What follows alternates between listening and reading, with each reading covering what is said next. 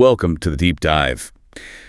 Today, we're unpacking the Waldenstrom's Weekly. It's this collection of sources that really, brings the Waldenstrom's macroglobulinemia community, WM, to life. It really does. So our mission here is to kind of give you a shortcut, understand how this community builds awareness, support, education, especially for a rare disease. Yeah. Covers everything, global stuff, really personal conversations.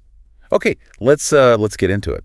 What immediately strikes me here is just the sheer breadth of the effort, Right. Especially with World Lymphoma Awareness Day coming up September 15th. Makes you think, how does a community rally so effectively, especially for a rare diagnosis where, feeling isolated can be just as tough as the illness itself? That's a great point. And that leads right into this year's theme for World Lymphoma Awareness Day, which is Honest Talk. It's all about helping patients and their care partners, too, have those difficult, necessary conversations. Makes sense. And there's this Lymphoma Coalition survey, it really drives it home, found that 67% of people with lymphoma reported emotional effects. 67%. Wow. Yeah, things like anxiety, fear. And for something rare like WM, where patients might feel really alone, that's 67%.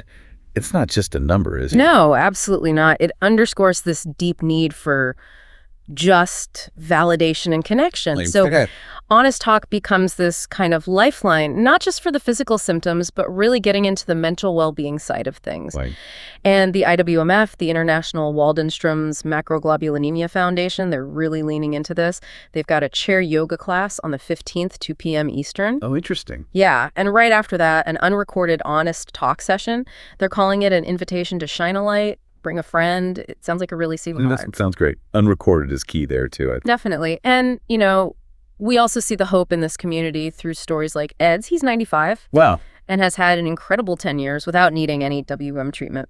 That's amazing. 10 years. It really shows you. It does. And it's incredible how this community connects, not just, next door, but globally. Right. We see it happening. Like Waldenstrom, Finland had their annual meeting, brought together over 30 patients and caregivers. And there's this call out for volunteers across Scandinavia, Sweden, Denmark, Norway, really trying to pool resources internationally. And that dedication, it filters right down to the local level, too, that resilience. The Minnesota and West Wisconsin support group, they had a picnic plan, but it was freezing, 35 degrees. Oh, wow. Okay. So they just pivoted, moved it indoors to make sure they could still connect. It just shows that drive, doesn't it? It really does, that personal touch. Exactly. And beyond those general meetups, they have these really specific affinity groups, too. Like what? Well, there's one for WM military veterans on September 24th. Ray Vance is hosting that. Then Young WM for folks under 50. That's September 30th. And WM People of Color on October 3rd, featuring Dr. Donna R. Williams in Jirwa. So really tailored support. That adaptability, that specific support, it's fantastic. And, knowledge is power with this stuff. Absolutely. Especially tracking things like IgM levels, which kind of indicate disease activity. It can be confusing. Very confusing. So for people wanting to understand that better, there's actually a replay available. It's called Waldenstrom's Lab Tests Revealed. What IgM and other lab markers tell us helps decode those results. That's super useful. And for a wider view, there are a couple of big virtual conferences coming up. Oh, yeah. Blood Cancer United is this Saturday, September 13th, 11:30 a.m. to 3:30 p.m. Eastern. It's free. And there's a specific WM breakout session. Good to know. Free is always good. Always. And then next weekend, September 20th and 21st, is the Lymphoma Research Foundation's Educational Forum. Okay. They also have a WM breakout. That's Saturday the 20th at 1:00 p.m. Eastern with Dr. Jisma Abone from Mayo Clinic. Mayo Clinic, okay. Top notch. Right. And on the practical side, something really important, there's a free Medicare webinar from the PAN Foundation. Oh, that's crucial. Costs are a huge issue. Exactly. They help patients with out-of-pocket costs. This webinar is October 14th. They'll cover open enrollment, saving money, and even look ahead to changes coming in 2026. That sounds invaluable.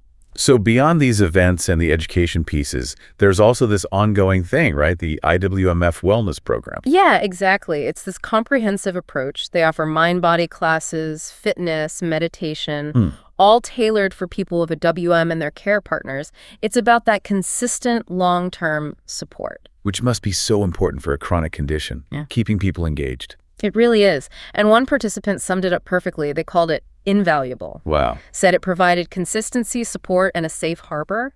That really speaks volumes about the impact of looking at the whole person, you know? Absolutely a safe harbor. That's powerful. Yeah, it is. And people can actually share their thoughts on it right now. There's a September wellness survey for the new CEO, Dolores Senti, to help shape where it goes next. Good way to get feedback. So, okay, pulling this all together, what does it mean for you listening? Well, this deep dive into the Waldenstrom's Weekly, it really shows just a robust, caring community. It's pretty clear. Yeah. From the honest talk stuff to the global reach, the local meetups, the education, it seems clear nobody has to face WM alone. Absolutely. And if you zoom out a bit, it just highlights how vital community is when you're dealing with any complex health challenge, really. Right. Which kind of brings us to a final thought for you listening. How do you think fostering more honest talk could maybe transform any support system you're part of? You know, make it feel like more of a truly safe harbor for everyone involved? Something to think about?